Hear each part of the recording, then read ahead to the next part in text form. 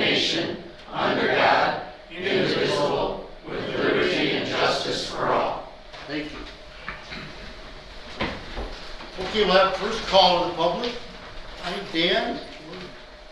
I'm over here now, Mr. Chair. If you'd like to speak at this time, you certainly. I certainly would. Thank you. Thank you, board members. Danny Miller. I will be here at your next couple of meetings. That's not a threat. I just have a few issues that I want to express. In other words, I want to plant some seeds with you as a board. I realize that the population of this county is approximately 70,000. And we're 70,000 in that area. That means that this board, and I think this board, I believe, you don't want to know what I think, you want to know what I believe. I believe that this board, and it's time for you, because this is a redistricting time, I believe it's time that we started to entertain that we go to 7 to 9 members. And because of the way that it's split up, you are able to have that many people. And there's a few reasons, and I'll get into that. But if it's 5,000 to 1 to 5, a little over that, you can have 5 to 7 members. And then if you're 5,000 to 10,000, you can still have 5 to 10. Or we're 50,000 to 600,000, we fit at 70, and we can go between 5 and 21 members of a board. I think it's time that you put a very, very serious effort and thought into the pattern of changing the number of districts. Now you would ask me, why would I say that? Well, first of all, I did run for county commissioner, and I would be from the 1st district. What you would find in that district, if I go over 3 minutes, I'll come back. Okay. District 1 took in the north end of the city of Shiawassee, and then took in the complete Shiawassee Charter Township. From there it went to Rush Township, which is north, all of Rush Township. It then took in all of Fairfield Township. District 1 took in all of Middlebury Township. District 1 had some of the Ovid-Elsie territory, so that's how large it is. Most of these 7 districts, I believe, are way too large, and we need to add 2 to 3. First of all, you go at 6 meetings, then Ms. Webster would have to attend. Also, I don't know what those meetings are other than the township in that one city, which would be Shiawassee. But that's a lot of meetings to attend. And then to come back and make solid reports to the board, and how long can you stay at some of those meetings. So the less meetings that you would do, you would create less meetings for a commissioner to go to, give them more of an opportunity to come back here and give a full report to the board and to the county. So are the districts too large? In my opinion, yes. Would smaller districts work better for us? In my opinion. And some of the people can I have one more minute? Okay. Finish, Danny. Okay, thank you, sir. Wouldn't smaller district equal better representation? It's just, that's as easy as you can say it. Should the county entertain this idea? I believe you should. How many meetings, and I've gone over all of that. The pay doesn't change. You still get a certain amount of dollars. You're not going to add to the budget to a degree that it clips into the budget and makes it unbearable on the taxpayers to add 2 to 3 different people. I know I'm going over.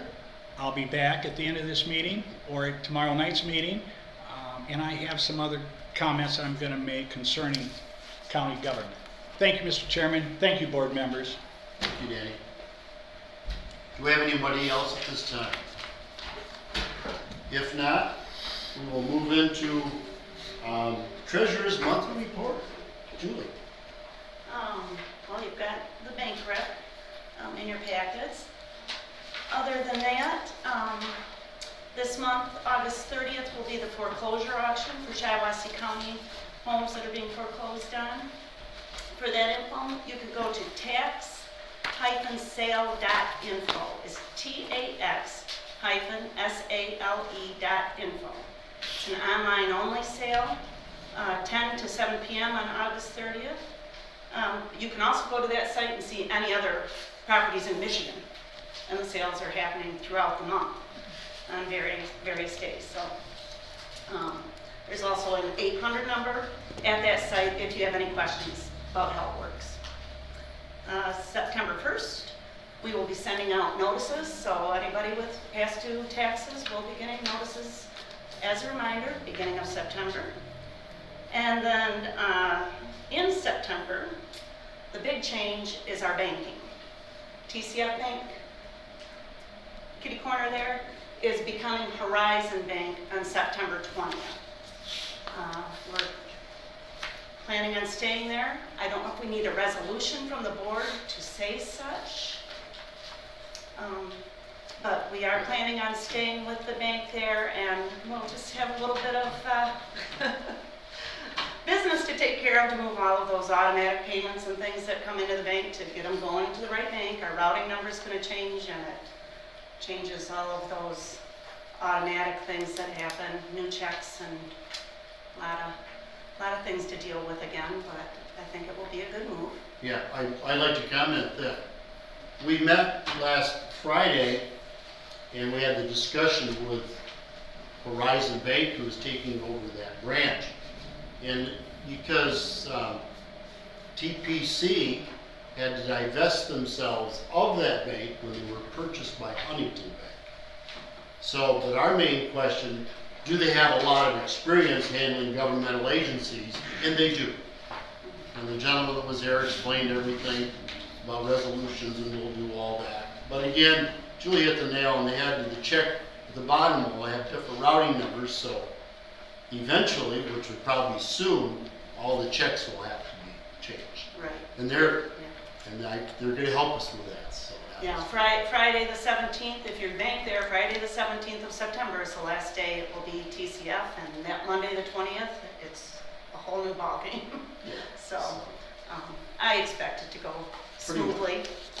Probably always a glitch here or there, some little minor thing, but nothing to worry about. I expect it to go fine. Really good.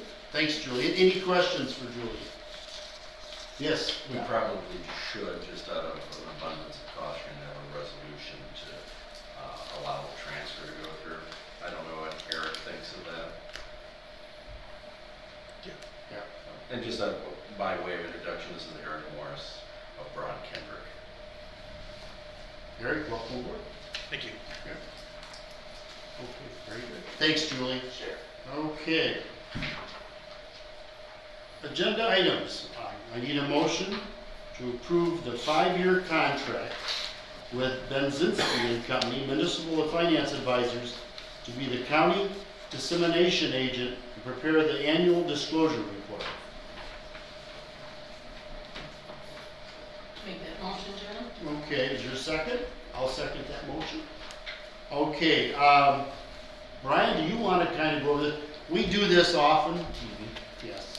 So in particular, Benzinski is who takes care of any of our reporting for bonds and reports that have to go to the state that allow us to bond for more fund or other additional projects. One of the things that we came across is that these hadn't been done in several years. So we have to get caught up in the last several years to be able to file for our bonds on refinancing related to community mental health. But we also need to put in place a plan to make sure that we file this paperwork every single year, regardless of whether or not we're going to do a bonding project. Because when we don't, we have to go back and file every year that was missed. And Benzinski is already working on the previous years where we had not. But we'd like a plan moving forward. Yeah, I might add that mental health refinanced some bonds that were higher interest rates and the bonds at much lower rates. So they saved themselves a considerable amount of interest per year. So worked out pretty good for them. Okay, any other discussion? All those in favor say aye. Aye.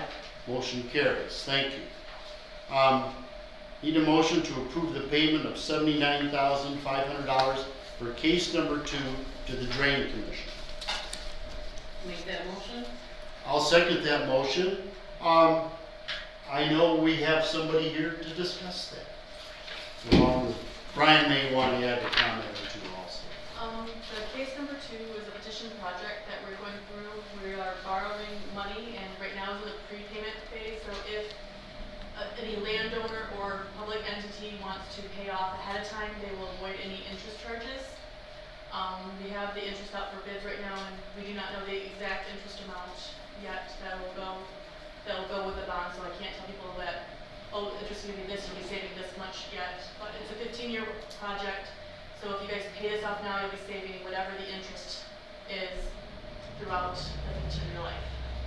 And then we'll be borrowing that amount ahead of time. So if you guys pay $79.5 now, we will actually borrow our total amount minus $79.5 and any other payments. Okay. That's why we don't need to do that. Brian, you want to comment on it? I would just draw your attention to the cover sheet using a projection of 3%. Julie and myself calculated that if that's the interest rate, paying it now would save us $19,000 approximately over the course of the, what was it, 20 years? 15 years. It would save us about 19 grand. So it's better to pay it now than to incur the interest. Very good. Any other questions about that? Yeah, Gary? That's our payment for the drain then? Yes. The county's share? That is the county's portion. Yeah. What's our percentage, Jenna? I don't know off the top of my head, I'm assuming it's 20 to 30%. Oh. Usually, yeah. That's too much. I just did I did 50 portion project, so off the top of my head, I don't have it. Oh, okay. I just wondered what the percentage was our pay. Thanks. Yep. Okay, any other discussion? If not, all those in favor say aye. Aye. Motion carries. Thank you. Need a motion to approve the public defender's budget, which aligns with the state fiscal year, and authorize the county coordinator to execute the electronic acceptance with the state. I'll make that motion. I'll second that motion. And Doug is here. Doug's I'm here. Yes. We're at almost a $1.3 million budget. We'll be adding 2 new employees, full-time master of social work, got to be licensed, which would help us with sentence mitigation, getting services for our clients. Hopefully, the goal is, and the state really pushed this position here behind it to help mitigate the amount of time people are doing in jail, get them out in the community, get them working, get them rehabilitation services. The other position would be full-time is for an office administrator, because I handle probably the biggest caseload out of our office, plus do all the administration, work with the state. They're going to help compile all the numbers I need, help do supply ordering, do everything, so I just sign off on it. In a position, and then supervise the 2 legal assistants staff that we have. So it'll be multitasking, a lot of work with the state to make sure we stay in compliance, which we have been. And we're kind of ahead of the curve on all compliance reporting. What I gave you in your packet is the complete application, including our compliance with all the standards. There are 8 standards, we're at number 5, which now is complete separation from the judiciary. We control whether or not they get a court-appointed attorney based on income solely and needs. And if that test is met, our services are free of charge. If they go over, I think it's 120% federal poverty line and don't have money to pay for a retainer, we can still represent. However, they may have to pay back the costs. And that program is split, 80% goes back into the general fund, 20% goes back to the state. So it doesn't come back into my budget, it goes back into the general fund. When I looked at everything, I think I included in the packet some areas that we would be saving in, and asked you to approve the budget. I am going to be losing 2 full-time attorneys. One next Friday is his last day. Part of this budget was including moving my part-time person to full-time status from the state. Since I'm losing one on the 13th, we can bump him up. No additional cost to the budget ahead of time. It would just replace the salary I'm missing. And then we're going to be leaving, that was John Ryan, he's leaving on the 13th. And then Jacob Raleigh is going to be leaving probably in the next 30 days. So we will have a position open for potentially 2 full-time attorneys. Okay. So that's coming in the near future. But I would need the board to approve, I listed our county coordinator as the person to authorize with the commissioner's approval to sign electronically, and I'll get the information, get them signed up, so that we can take care of it. Very good. Any other questions for Doug? I would just note that the maintenance of effort is 105 for the 1.3 million, and by working with Doug, we got that number down to about 55,000 is the county share for that to support and fund that office. And Is we it- like that a lot. Yes. Is it gonna be tough replacing all those people with new people? Yes, it is. Oh. Prosecution is in the same boat we're gonna be in. I understand they only got one applicant from the first go-around, but we have a couple people we're gonna ask to come work in our office, and so hopefully we can get some qualified people. Good luck. Thank you. Thanks, Doug. Any other questions? If we do not, all those in favor say aye. Aye. All those opposed, motion carries. Item D, we need a motion to approve the replacement of the Victims' Rights Coordinator at grade 6, approve the replacement of 2 full-time prosecuting attorneys due to a vacancy at grade 10, approve the reclassification of a full-time assistant prosecuting attorney to a part-time prosecuting attorney, approve the replacement of an assistant prosecuting attorney on a temporary basis with a part-time assistant prosecuting attorney to backfill a temporary vacancy of a full-time assistant prosecuting attorney. Need a motion to need that? Did you read that again? I didn't get it. Yeah, yeah. Tongue twister. I second the motion, and Scott's here to help us walk through it. Hey.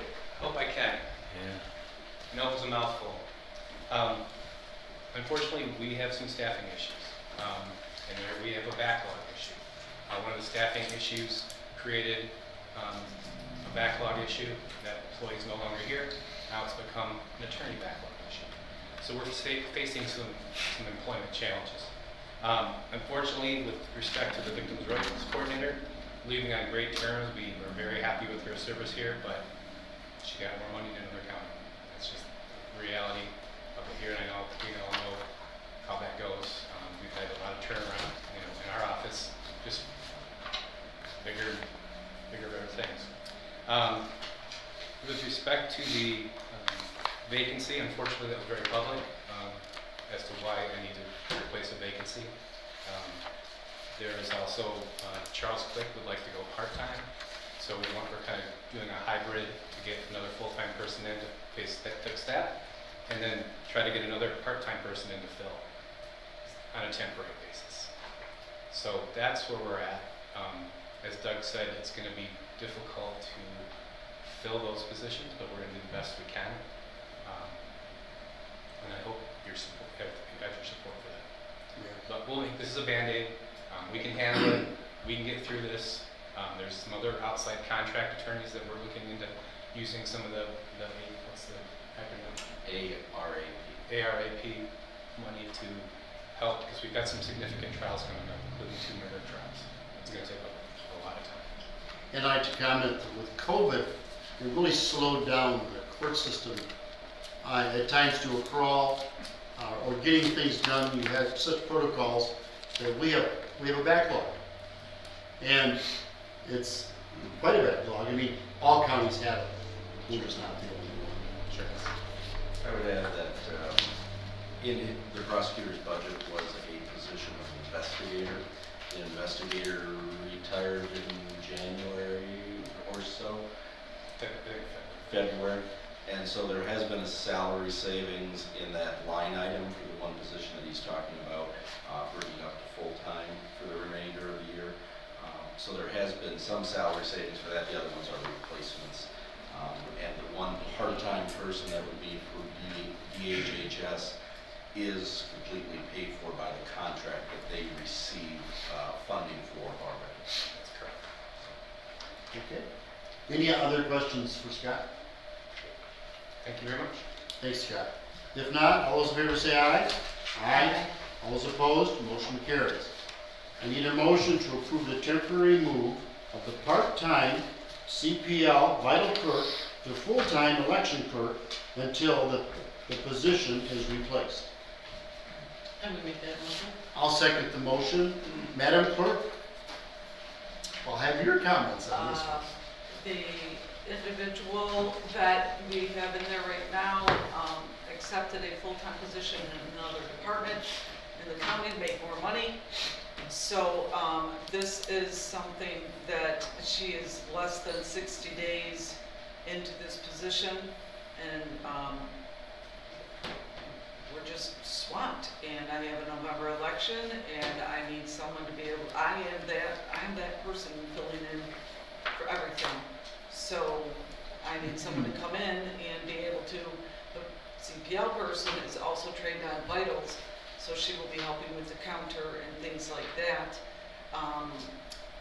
I didn't realize that this had said that it was until the position was replaced, because I have someone, well, she's had a 2-week vacation scheduled for months, so there are things involved with that, and I wasn't looking to do, because of the scheduling in the office, until after September, unless I have a candidate that's able to just basically walk in. There's the training, and it's just a viciousness of 2 new people trying to train, trying to get prepared for an election. So would you like to have that read differently? Well, I don't know how it would be, I mean, other than saying replaced until it's replaced. In speaking with Dr. Boggs, we talked about, we talked about the different variances in the office and the situation. It wasn't going to be open-ended, but it wasn't something Replaced and trained, perhaps? somewhat trained. I mean, I really need that person to be full-time, but I'm going to be talking about that for my 2022 budget. Okay. But For both the prosecutor and for the clerk, when these vacancies occurred, sometime last week, I made an emergency appropriation of their 2 part-time people to full-time until this week of the board meeting. You guys can make a decision on that. How about position via training be replaced? Is that okay? say that again. Position via training is replaced. That gives it a broader scope. It does, and it's not like it's going to be, I because know. we've talked about this for the next budget cycle, but For the time being. Yeah. what if something happens to someone? Yeah. Okay. Is that okay with the motion, Nick? That's fine. Okay, the second is fine. Okay. Then we'll move on. Oh, any other discussion? If not, all those in favor say aye. Aye. Motion carries, and then we'll move to Wednesday. Thank you. Okay. Oh, part 2, yeah. Oh, part 2. I'm sorry, I didn't see the sheet, so I guess we'll just do a separate motion for this. I need a motion to authorize the clerk to fill the elections vacancy at a level 3 per the ASME contract. I'll make that motion. I'll second that motion. Again, this is just part of the ongoing because of the first motion. Yes. Any questions? If not, all those in favor say aye. Aye. Motion carries. Thank you. Item F, I need a motion to authorize the sheriff to purchase a 2021 Ford F-150 Police Responder Super Crew Patrol Vehicle and complete the necessary preparation for it to be added to the fleet. I'll make that motion. I'll second that motion. Discussion? It's in his budget, so he's planned for it. Yep, I hope he can get the truck. Yeah, so there's a real backlog of There is, and this is actually just an increased amount. 2 months ago or so, they requested approval on a Blazer type vehicle. They were unable to get those. Once they ordered them, the orders were canceled. So this is in place of the one that was authorized a couple months ago. It's not Awesome. in addition to it. Gotcha. It's in place of them. In place. It's just gonna cost us a little bit more to get a pickup truck style instead of a Blazer style. But we can get the pickup. Yep. But it's what we can get right now. Yep, okay. Good explanation. Any questions on that? If not, all those in favor say aye. Aye. Motion carries. Item G, I need a motion to provide the drain commissioner with additional funds, and we'll discuss those funds, for the revolving account. I'll make that motion. I'll second the motion. I know Tony's not here today, but he'll be here Wednesday probably. Just give us a little background on revolving fund. The revolving fund is used, we've got over 500 drains and not all drains have balance in them. So when emergency work or any work needs to be done, we do the work, we pay for it with any balance they have and out of the revolving fund if needed. Then we go through and assess the drain back to the landowners inside the drainage district and get that collected in on the winter tax bill. So then by the next winter tax bill, we have a portion to pay back the revolving fund. It's just kind of like I don't want to call it a line of credit, but kind of like a line of credit. It's the county puts loans, the tax, not loan. We put money into the revolving fund, just like a loan. They draw from that revolving fund to pay contractors, and then when the people pay back for the drain work, it replenishes the revolving fund. To get used again on a different drain. Yeah. And what has been, I met with Tony on Friday, and what is transpiring is he has many petitions for drain work, small drains, big drains, and the revolving fund is precipitously low. And he does not have enough money in there to do many more drains this year, so he's asking to have that fund replenished with our regular money from the county. It's that money stays with the county, it is county money, he just needs more of it to get more drains completed quicker. We have so much tile that was put in the early 1900s that with all the rains that we've been having and people, back when they were put in, it was just fields with, one house on a 40 acre or 80 acre, and now there's how many houses in a chunk of tile? Tiles are starting to break regularly now, or any rain we get, we find blowouts on the tile to get that fixed. You can only fix so much of the maintenance limit, and I foresee there's gonna be a lot more problems with the tile drains, especially in the next few years. Yeah. How much you got in the revolving fund now? What is it? I paid some, I was able to borrow Yeah, but money. what's the total? I was able to borrow some money, it was down to 15,000, I was able to borrow some money for other drains that had larger amounts owed to it. So I was able to put back, I think, 50,000-ish in there, so I've got that, but that's all I can put in there until, that's all that we'll have in there until, More money March, revolves back April, in. when we start getting the things in there. I mean, we have a couple drains that owe it $30,000, 20,000. I just borrowed money for another one to pay back 40,000 to it, just to be able to work on the smaller drains and stuff that we've got going on. Yeah, but what is your total revolving fund The money? total, if all the money had been paid back, the total fund balance for the revolving fund, I think, is 200,000, Approximately. 200,000-ish. Yeah. So what he's asking for, and also the cost of Maintenance. drain work and maintenance has gone up. He's asking for 500,000. And so that would replenish his revolving fund. So basically he could get stuff started that he can't do. It's a start, yeah. Yeah. I thought it says here 3 to 5. Oh, it does 3 to 5? Yeah. Yeah, well, after we talked Friday, he'd like 5. It's too much. So, any other discussion? I mean, So there's no amount in this. no, that's kind of what we have to talk about. You need to specify one. Yeah, That'll come on Wednesday. yeah. Yeah, he'll be here Wednesday, but we can put a figure in there, or we can just pass it on to Wednesday to put a figure in. But he'd like 500. He needs the money. He's got many drains that have been petitioned for that he can't get to. And those drains, Lots of maintenance requests.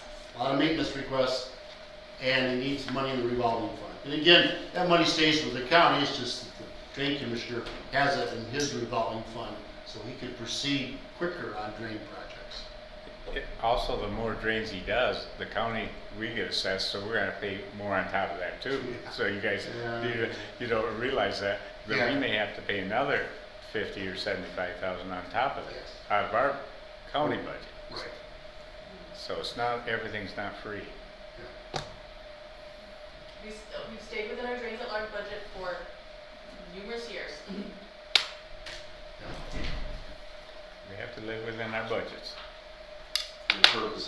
discussion of moving it to Wednesday, you probably should specify an amount. And then the whole board can debate that amount on Wednesday and Thursday. Sure. Okay, committee, how do you feel about that? I would amend my motion to the 300,000 that Gary indicated. Okay. My second will agree with that. So the motion will read that we're asking for $300,000 to be put in the drain revolving fund. Any other discussion on that? If not, all in favor say aye. Aye. Motion carries. Thank you. Now we have our second call to the public. Is there anyone here that would like to speak at this time? I know Danny.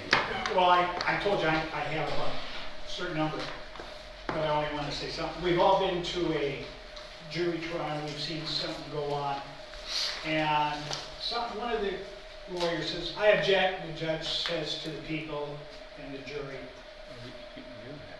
pretend you didn't hear that. When I made a comment and I was listing what meetings a county commissioner has to use in number ones, because I am most familiar, that in no way was to be intended to say Ms. Webster doesn't do a job. Oh, So if anybody took it in that light, no, we didn't. good. No, you're discussing, it's like apportionment, and, we have had in the past 9 commissioners, and now we have 7, we had 5, Yes? and I've been to the apportionment meeting last Monday, a week ago, and they asked me why I was around, I've been around a while, why I went from 5 to 9, and I explained that with 5, if somebody passed away, you had 4, and then sometimes it was hard to get a committee, because the committee was 3, so then they went to 9, and and then I was here when it was 9, and I think I was here when it was 7 too, back years and years ago, and I think it was just to give commissioners enough to do, was felt that 7 would have plenty to do, with 9, some commissioners wouldn't have so much to do. So I mean, that was a discussion. Sure. And I expect that discussion to take place one more time. Because at that time, what you're talking about, we did have almost 78,000 population of this county. That's right. And then that was the early 70s, early 80s. Then the demography came out that we were down to where we are now. Now we have inched up from 68 to 70,000, maybe in a tad over. So I really believe it's time that this board say, listen, we're at 7, exactly what you said. So you made good logic, let's go to 9. Yeah. See how that works for us. Yeah. Thank you, Dan. Thank you, sir. Yep. Doug? I didn't want this to seem disingenuous and be with my budget request, but for my department and myself, I say thank you. You may not know this, but one of my employees got COVID from a client, another one also, so I was down for a period of time, 2 employees with COVID, virtually the same time, one in quarantine, a couple of times. So I thank you for the hazard pay. I don't want to bring up any bad news, but my department thanks you, and it is appreciated. So thank you. Thanks, Doug. Are there any other individuals who'd like to speak today? If not, meeting adjourned. Thank you, everyone.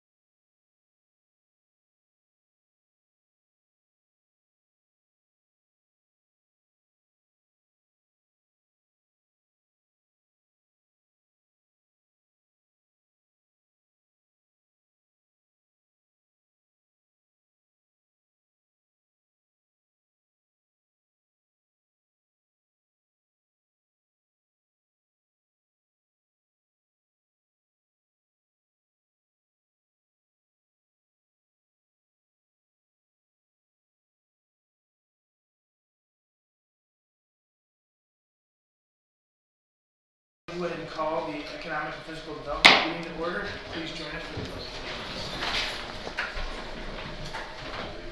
I pledge allegiance to the flag of the United States of America and to the republic for which it stands, one nation, under God, indivisible, with liberty and justice for all. Thank you very much. All right. Is there anyone that would like to address the board at this time? We just did it. All right. Then with that, we'll move into our community development monthly reports. Pete Preston. Thank you, Mr. Chair. Thank you, sir, for being here. We have 18 zoning permits, 20 building permits, and 52 code enforcement actions. I did send a revised one through Morgan this afternoon for the code enforcement. We have some clarifications to make and some errors in the way we presented some of the text. So if you have any questions about the differences, give me a holler. I do want to note that, as I mentioned last time, that new construction for new residential builds was slowing down, that anyone that had kind of spent at the high construction value was not going to spend at those prices. So right now, we had 0 new homes in the month of July. However, now we're seeing lumber prices start to come down a little bit, and we hope to see that uptick somewhat. However, we did have a number of commercial alterations and commercial buildings that were going up. So it's a balance back and forth with some of this, but just to let you know where that's at, it is compensating somewhat with commercial and industrial development. I'll be happy to answer any more questions you may have. Do you have any questions? Okay. Thank you. All right, with that, we'll move into our main agenda items, and we'll start with item A. At this time, we'll entertain a motion to approve the resolution to amend Shiawassee County zoning map for property located in Section 9 of Perry Township from A2 agricultural to B2 general business, and authorize the board chair to execute all necessary documents.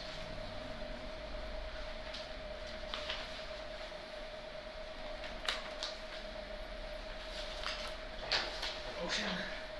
I'll make that motion. Okay. I can second the motion.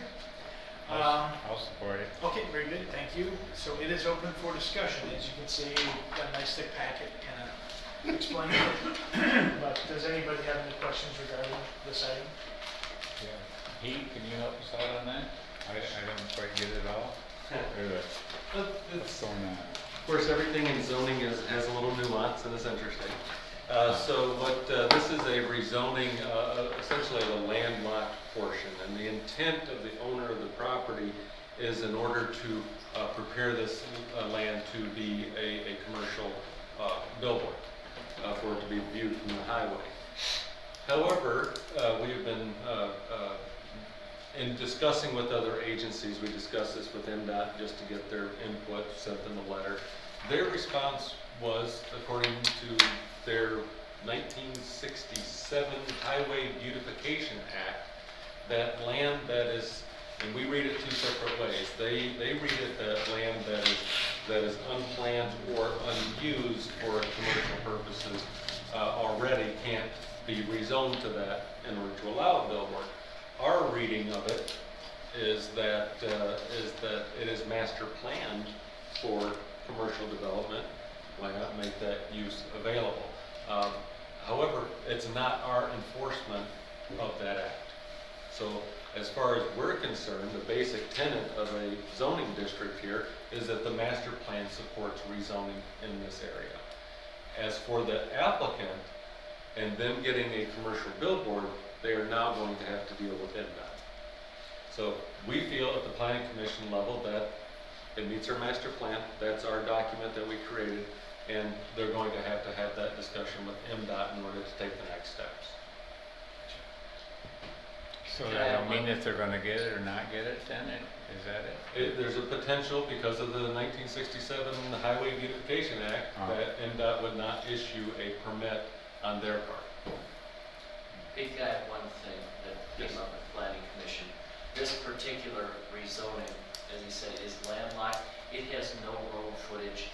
It has nothing. It pretty much can't be used for anything else, even though we're rezoning it to B2 and the list of things that it has no, it can't use for any of those things because it has no access. Pretty much, it's one of the safest things we've done because there's nothing else to do with it except put a billboard there, and if they can't get the billboard through, I would say that the land use won't change at all. Correct. Thank you for clarifying. It's a very safe thing for us to do. McDonald's would not go there.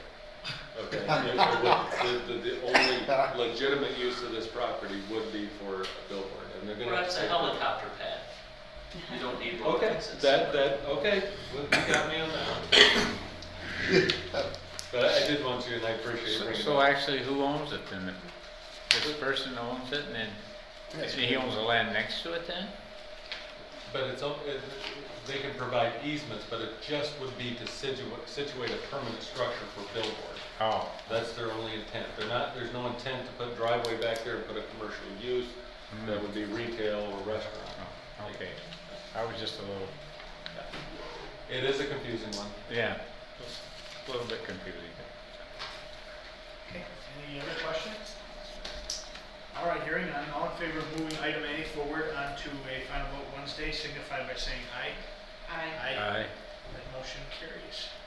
So now we'll move on to item B. I'll entertain a motion to approve the PA 116 Farmland Agreement applications 2100012 -2100013 for the Mark Shank as presented.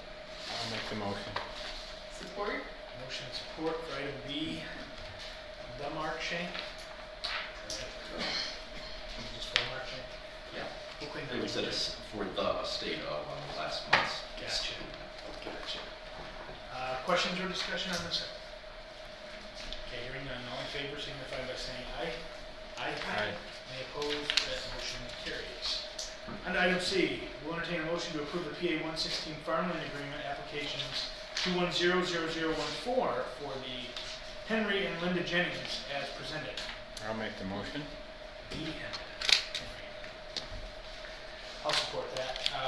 Questions or discussion over this item? So all right.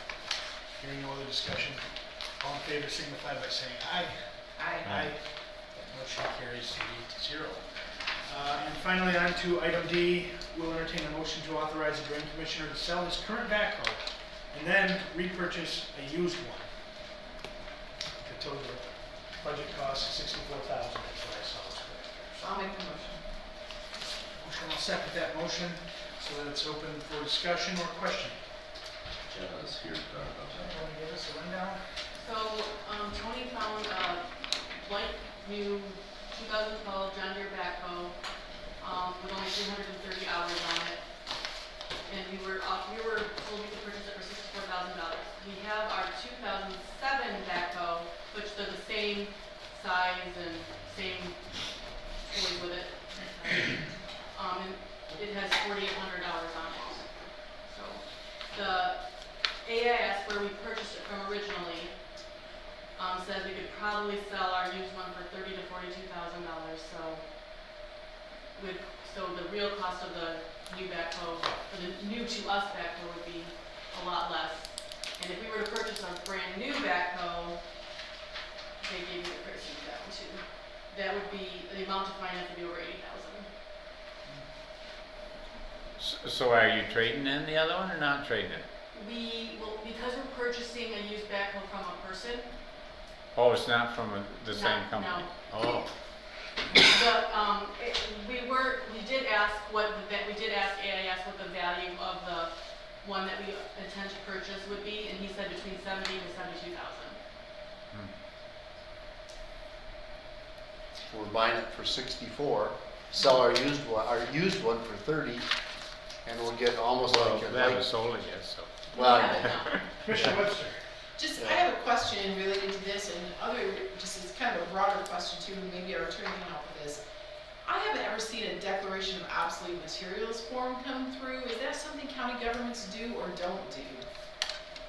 I mean, if we're selling something, it popped into my head in this past week or so, that it's not something I've ever seen us do as a board of commissioners, and typically what I've seen in other governmental entities is when you're selling something, you have to have a record of that, a form that would be a declaration. I don't know if anybody can answer that question, or why we don't do it, or if counties are exempt from that, or how that works. Probably hard to put you on the spot on that one. Yeah, sorry. You wanna get back to Yeah, this? yeah. No, I'd be happy to On look this into that for particular you. backlog, you know what the Yeah. process is for selling it? Tony probably knows better about that than I do. He'll be here Wednesday. Like Marlene, I assume when you sell county property, there must be some way that we make sure that it's Goes up always, for bid. handled legitimately, openly, to the best bidder, Most of not it. to somebody's cousin. Yeah, most of it is done through Sheridan Auction directly, and then Sheridan Auction appraises it, they send the checks here, not back to the individual departments, and then they are put into the proper accounts and funds by Tracy. So usually they go through there and there's a process for that. Now, when it comes to what equipment is sold or not sold or released, it seems that most of that has been up to the departments. You probably should look at a policy related to that. But the funds do have to come here, and then the treasurer processes them after Tracy receives them. Do we do the same with police cars and all that too then? Yeah, most of that stuff goes through Sheridan Auction to be sold off. So he has to advertise it then, or on that, or Yep, not they necessarily? advertise it, and they advertise, and I don't know how they do the police cars if they go out. So sometimes they sell them to taxi companies, sometimes they do different things, but they go through an auction process usually. Is there any guarantee with the new one or not? No, if it doesn't. I mean, I'm asking Jenna. Oh, the new backhoe, I don't believe so. But Tony it- can give more information on it. I know the person that originally purchased it passed away, and he's got all the paperwork for it, and he passed away like a few months after he purchased it from COVID. So it's very low hours then? Very low hours, Yeah. and it was looked over by a few people just to see. It's the same size as the one you got now, Yeah, or? they're both 310s. Oh, or something. okay.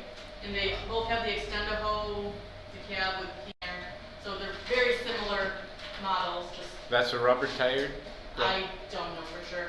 From what it sounded like, it was identical to the one that we have now, but just newer and less hours, obviously. Okay. You said the original one had 40-some thousand? 4,800. 4,800, okay. So what is the life expectancy of a machine like that? That I could not tell you. Tony could probably tell you, Gary probably could tell you. It's like everything else. Most of the machines like that, if you maintain them, it's worth it. Even sometimes they overhaul the engines and do things. From what I understand is when they looked at the new to us possible one, it was immaculate. Like no dings, nothing on it. If I may, I know this isn't to do exactly with this, but Marlene's question is an interesting one. And we're going to be adding to the agenda, if the rest of the board doesn't object, to our meeting the whole, our Thursday meetings, a period of just general discussion for the board, where we can pretty much talk about anything. And that might be an interest, because Marlene was talking about obsolete equipment, not necessarily equipment that is still quite valuable that we go through an auction, whether we have a process for Well, obsolescence. I think anything that from what I have experienced, anything that you're not using and getting rid of, you can declare obsolete. So it doesn't mean it doesn't have any value. It Okay. means you're moving it off the books. So even something you might be selling at auction, I would think would come in front of the board to say, we are dispensing of this item, because as stewards of taxpayer dollars, we know when things come in, we approve them. When things go out, we should also be approving that. Otherwise, what record do we have, like You you don't said? need, everything should come, you don't want an old printer that's worth Well, I 10 guess bucks it just to come before depends. the board. It just depends. I mean, again, I think a policy about what is the value of something, at what point does it have to be approved, versus can you throw it in the trash can kind of thing. It's probably, Anything that's gonna be sold, it seems, would have some value that should be approved by this board, or at least a record for this is what happened with this item that was purchased with taxpayer dollars. I'm just thinking, Marlene, I'm just thinking about, a lot of times, and it's happened through eons of time, there are extra office furniture at times when we buy new office furniture. A lot of that office furniture ends up, it's out at Kirby Road Park, in the old schoolhouse, it's all stacked in there. And of course, when we're doing Parks and Rec inspections this early summer, I asked the question, well, we need to get rid of this stuff. And Tim Hill said, John, I can't even, we can't give it away. Now, with that, I had to think, but then we discussed, well, what do we do with it? And a lot of times, the road commission, they have equipment that they're not using anymore, and they run their own auction, usually once a year. They didn't do it last year because of COVID. I think their auction is coming up here in September. And a lot of times we would take county stuff and take it over there, whatever they got for it, they just reimburse the county. And also too is we have an old dog shelter that's full of equipment. And I chuckled when Rick said, you know, the old printer, the old computer. Computers are pretty obsolete after 5, 6, 7 years, if you're lucky, 7, 8 years. And some of that stuff's there too, electronic. And a lot of times we have e-waste pickup that we sponsor through the money that comes from waste management. So yeah, it's always a good discussion to have. Big ticket items, at times we've called Sheridan, just like Brian said, put it on your docket, they'll list it, people come and look at it and buy them, so on and so forth. But yeah, there's a myriad of ways how it all gets disposed of. Yeah. And since I've been here, they have been doing this long before I arrived. Like the sheriff's department de-extensions their own stuff and then puts it out for bid through Sheridan. And the only time we see it is when it comes back to us as a check. So what that process is has been established long before I got here. I have no idea. And Probably raises some questions about separation of powers as well. yeah, also we may If you want to have, throw something out, can you really tell her no? And it just, if you don't mind, on that note, the other day I was working with this little metal file thing from 1930, 40, and it has a label on it, like Shiawassee County item number, so they did keep a real record of what equipment we had. Now, nobody would want this thing for the life of them these days, but tells me they really did keep track of every little piece of equipment That'd be a good idea. back when. and I'd just like to comment too, again, with our IT personnel that we use from the intermediate school district, they keep track of everything we have that's electronic. And boy, that's the new stuff, and that's the old stuff, and when it goes bad, they list it out as disposable, and then when they get a new piece in, they log it in, and that's how they keep track of everything and service everything under the service contract. So things have changed over the years and how things were taken care of. It becomes difficult because you do not want to spend more money getting rid of something that's worth. Yeah. And yet at the same time, you never want to leave the door open to where someone can be disposing of county property on a favoritism, type of thing. Something as big as a backhoe, like I say, something that has true value, you have to be careful. But I don't know exactly where that line is, and Marlene's brought up a very interesting question. Other times, the printer breaks, you don't want a whole process, you want to throw it in the dumpster because those darn things are disposable.